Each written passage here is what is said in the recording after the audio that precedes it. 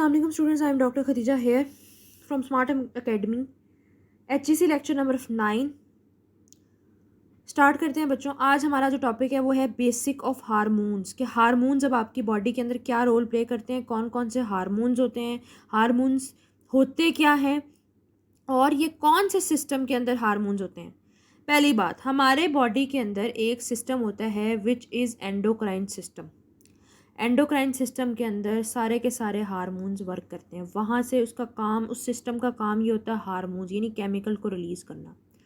अब वो जो केमिकल रिलीज़ होते हैं उनका काम होता है कोऑर्डिनेशन का काम करना। ब्लड से ऑर्गन तक जो कोऑर्डिनेशन का काम करते हैं वो हार्मोन्स करते हैं। डिफरेंट टाइप्स ऑफ हार्मोन्स हैं, उनको डिस्कस कर लेते हैं किस किस हार्मोन का क्या क्या काम है। उन सब की बेसिक और की पॉइंट्स मैं आप लोगों को इस लेक्चर में एक्सप्लेनेशन के साथ बता देती हूँ।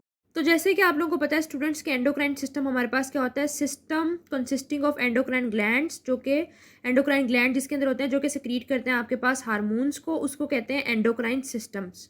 अब हार्मोन्स और उसकी टाइप्स क्या होती हैं वो देख लेते हैं कि हार्मोन्स क्या होते हैं, हार्मोन्स होते क्या हैं। तो स्टूडेंट्स देखिए, मैं आपको बताती चलूँ कि हमारे पास जो हार्मोन्स है वो हमारे पास ऑर्गेनिक कंपाउंड होते हैं जिनके पास वेरिएबल स्ट्रक्चर कॉम्प्लेक्सिटी होती है।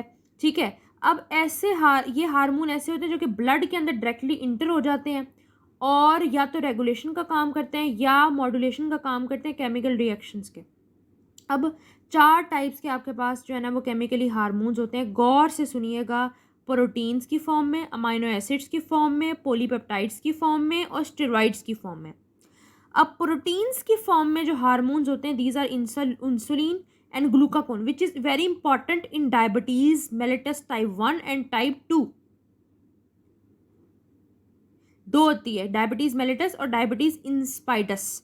इंसुलिन टाइप 1 और टाइप 2, ठीक है। और ग्लूकागोन ये प्रोटीन्स हार्मोन होते हैं, प्रोटीन कंटेनिंग हार्मोन है। अमाइनो एसिड्स और उसके डेरिवेटिव्स के कौन से हार्मोन होते हैं, थायरॉक्सिन, एपिनेफ्रीन, एपिनेफ्रीन। और एपिनेफ्रीन के अलावा होता है सूडो एपिनेफ्रीन। ठीक है, ये फिलहाल आपकी बुक में मेंशन है लेकिन पता होना चाहिए। Pseudo epinephrine, nor epinephrine, epinephrine और थायरॉक्सिन होती है। पॉलीपेप्टाइड्स कंटेनिंग हार्मोन्स कौन से हैं, वेसोप्रेसिन जिसको एंटीडायरेटिक्स भी बोलते हैं, और ऑक्सीटोकिन। ठीक है, ये बहुत इंपॉर्टेंट हार्मोन होता है प्रेगनेंसी के अंदर। ठीक है, स्टेरॉइड्स बहुत इंपॉर्टेंट है, एस्ट्रोजन, टेस्टेरोन्स और कोर्टिसोन्स। ठीक है, ये आपने याद रखना है कि ये स्टेरॉइड कंटेनिंग हार्मोन्स हैं। अब देखते हैं हम कि हमारे पास जैसे एग्जांपल आती है पिट्यूटरी ग्लैंड, एक ग्लैंड, एंडोक्राइन ग्लैंड्स कौन कौन से होते हैं, pituitary gland for example pituitary gland. अब पिट्यूटरी ग्लैंड के अंदर कितने लोब्स होते हैं, पिट्यूटरी ग्लैंड जो है उसको एक और नाम भी दिया जाता है, इसका वेट कितना होता है और ये किसके साथ कनेक्टेड होता है ये मैं आपको बता देती हूँ। अब इसमें चलते हैं पिट्यूटरी ग्लैंड की तरफ। इसके होते हैं 4 lobe, interior lobe, median lobe और पोस्टीरियर लोब। ठीक है, ये याद रखना है आपने। इंटीरियर लोब प्रोड्यूस करता है टॉपिक फैक्टर्स और हार्मोन्स को, मीडियन लोब सिर्फ हार्मोन प्रोड्यूस करता है और पोस्टीरियर लोब स्टोर करता है हार्मोन का। फ़र्क देखना कि सिर्फ पोस्टीरियर लोब हार्मोन को स्टोर करेगा, बाकी दोनों प्रोड्यूस करेंगे हार्मोन को। और ट्रॉपिक फैक्टर को कौन प्रोड्यूस करेगा, इंटीरियर लोब। अब कितना वेट होता है हमारे पास पिट्यूटरी ग्लैंड का, 5 GM, यह आपने याद रखना है। ठीक है, अब दूसरा नाम क्या होता है पिट्यूटरी ग्लैंड का, हाइपोफाइसिस सेरिब्राई। अगर एमसीक्यूज पूछ लिया जाए कि हाइपोफाइसिस सेरिब्राई का वेट क्या है तो समझ लो हाइपोफाइसिस सेरिब्राई का मतलब पिट्यूटरी ग्लैंड का वेट वो पूछ रहा है। ठीक है, दूसरा एमसीक्यूज पूछ लिया जाए to which pituitary gland is connected, तो it is connected to hypothalamus. किसके जरिए, शॉर्ट स्टॉक के जरिए। उस शॉर्ट स्टॉक का नाम क्या है, इन्फेंटिबुलम। नोट कर लो की पॉइंट्स को, इनको दिमाग में बिठा लो, लिख लो। एमसीक्यूज मैंने जब पूछा किसी को ना आया तो फिर बहुत ज़्यादा डांट पड़ेगी, क्योंकि ये मैं अब लेक्चर में बहुत अच्छे तरीके से एक्सप्लेन करी हूँ कि बार बार एमसीक्यूज पूछा जा सकता है। ठीक है, अच्छा स्टूडेंट्स, अब हम चलते हैं अपने पिट्यूटरी ग्लैंड की तरफ। हमारा जो पहला ग्लैंड है उसमें हमारे पास सबसे पहले जैसे बताया था 3 लोब्स होते हैं, इंटीरियर, मीडियन और पोस्टीरियर।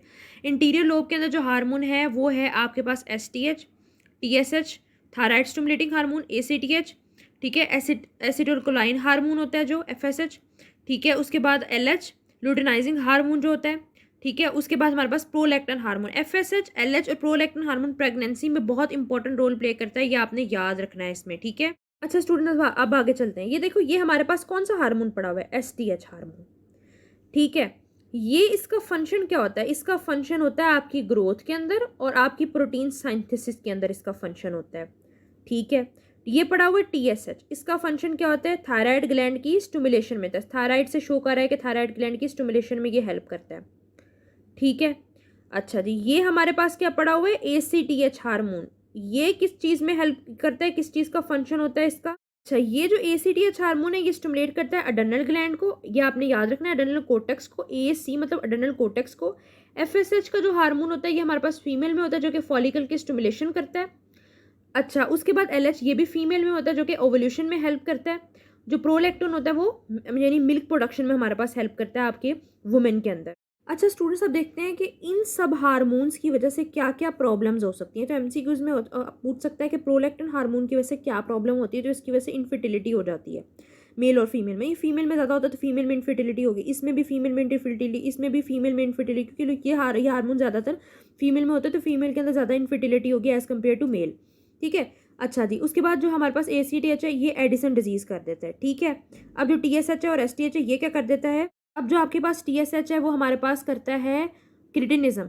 ठीक है, और इसके अलावा जो हमारे पास एसटीएच है वो हमारे पास ड्वार्फिज्म कर सकता है, यानी हमारे पास हमारी हाइट छोटी हो जाती है, हमारी फिंगर्स छोटी हो जाती हैं, टोज छोटे हो जाते हैं, आपके ईयर छोटे हो जाते हैं, सब चीज़ें जो है ना वो हमारे पास शॉर्ट होने लग जाती हैं, उसको कहते हैं ड्वार्फिज्म। और अगर हमारे पास हो जाए एक्रोमेगैली, किसी में भी अगर आपका एमसीक्यू से एक्रोमेगैली क्या होता है तो उसमें सारी की सारी चीज़ें जो हैं वो हमारे पास बड़ी होने लग जाती हैं।